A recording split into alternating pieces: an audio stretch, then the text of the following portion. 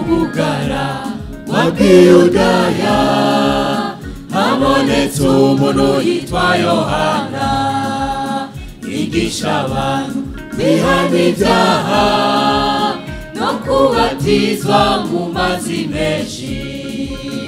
Ubugara wabwiyudaya habonetse umuntu yitwa Yohana yigisha abantu kwihana ibyaha no kubatizwa mu mazi menshi. Kandi yashingire nahe Yesu, kandi yashingire nahe Yesu. Ati uzoza nyuma yanje andusha ubushobozi, azobabatiza muri mpwemu yera no mu muriro.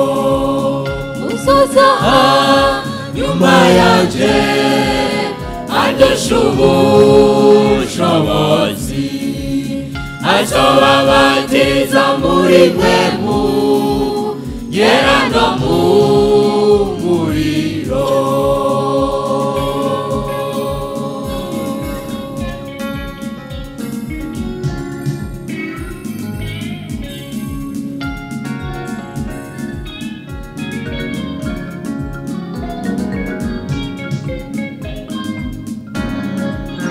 Dushimiye Imana kubihanye bakemera kubatizwa mu mazi, ariko n'uwari igikwiye n'ivyo nahe Yohana yashize.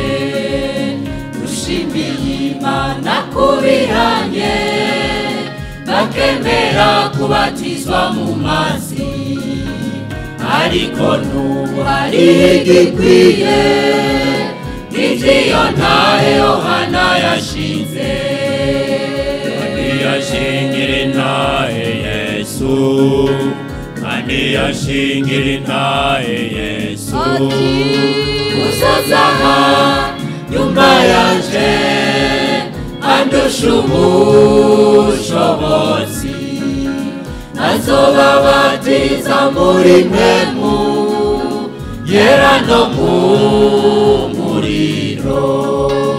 Uzoza nyuma yanje andusha ubushobozi, azobabatiza muri mpwemu yera no mu muriro.